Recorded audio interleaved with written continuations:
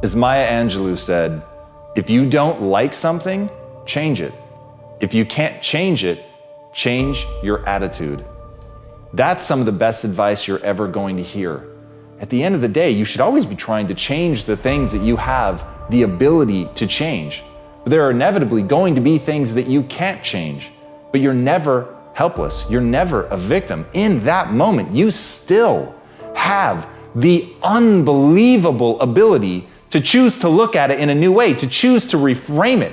And in that reframing, you change everything. You don't just change your own neurochemistry. You're not just changing the way that you feel. You're actually changing the way that you're going to approach the problem. Something that was moments before, something that seemed impossible, something that was breaking your will to continue to fight, with a change in attitude becomes something completely different. And as Hans Selye said, adopting the right attitude can turn a negative stress into a positive one. And that game of mental jujitsu is what it's about. That game of flipping something on its head, of turning something around, of seeing it in a new way so that you can act in a new way, is how you make forward progress. And understanding that, understanding the need to take control of your perceptions, understanding your need to change your perspective, that's how you begin to get ahead. Once you understand that your perspective is a choice, it is not objective truth. Burn that into your mind. It is not objective truth. The world that you see around you is simply the perspective through which you see it. All of life is a funhouse mirror. And when you acknowledge that, when you understand that you're looking at a distorted view of the way the world is, you realize that you can adopt a different distortion. You can adopt a distortion that allows you to see things more clearly, that allow you to see things in a way that empower you. And that should always be the first step, is figuring out not what is, not what you can change, but instead understanding what you need to change it to. And understanding that that change comes from inside you. It isn't a manifestation that you have to make in the outside world first. It's a change you have to make inside yourself. It is a shift of perspective. It is simply stepping to the side of what you're used to and how you're used to seeing things, and understanding that in reframing things, you take that negative and turn it into something that builds you up. But you've got to choose. You've got to decide. You've got to believe that you can do it. But once you believe that you can see things in any way that you need to reach your goals, your life will change forever, because you'll actually reach your goals.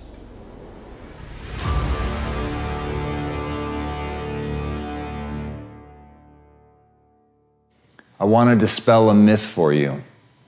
It's the talent myth. It's the belief that some people were just born with more than others, that some people are naturally gifted and some aren't, and that's just the way the cookie crumbles, and whatever you're going to be is essentially determined by how you started, that your DNA is exactly your destiny. I'm here to tell you right now, that's bullshit. It's just not true. It's not the truth of the way that humans are designed. As a species, we're the ultimate adaptation machine. The very thing that puts us at the top of the pyramid is our ability to adapt. It is the fact that the brain is plastic, that it responds to change, it responds to stressors, it responds to repetition. And repetition is a slave to obsession. As Conor McGregor said, there's no talent here. This is hard work. This is an obsession. You could be anyone if you put in the time. That's one of the greatest athletes of our time telling you that he's not the result of genetics. He's not the result of natural gifts. He hasn't been bestowed something by God. He has shown up day after day in the most mundane of conditions. On the cold days, on the hot days, he put in the work because he was obsessed with what he could become. And that repetition that you need to actually gain a skill follows that obsession. So in you right now, today, you want to start building that obsession. You want to look at it like an ember that can become a raging fire, but it needs your time and attention. It needs your time and attention. You've got to take that interest. You've got to take that spark of desire and you've got to fan the flames. You've got to turn it into that obsession. And from that obsession, if you put in the work, if you do the things day in and day out, the backbreaking work, pushing through the pain, fighting through feeling like an idiot, fighting through embarrassment, getting up, brushing yourself off, doing it again, practicing, putting yourself at somebody's feet and asking, what could I have done better? Not look at the things that you're doing well, but look at the things that you're doing wrong. Look at the things that you're doing poorly, staring at your inadequacies with no loss of pride. Because the only thing you value in yourself is your willingness to do that, your willingness to work your ass off. And as Sylvester Stallone said, I'm not the richest, smartest, or most talented person in the world, but I succeed because I keep going and going and going. And that's the secret. There's nothing more than that. The people that you see that win at the highest level, they were the ones that didn't give up. They're the survivors.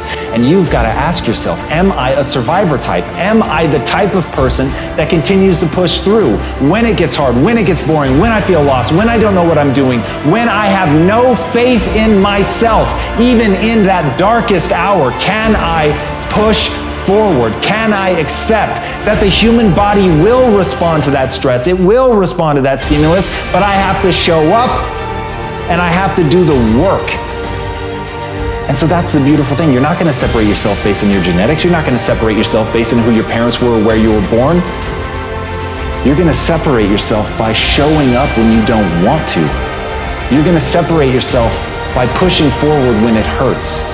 You're going to separate yourself by always moving forward, even when the forward is falling on your face. So never lose sight of that. It's the person that keeps going that can't be defeated.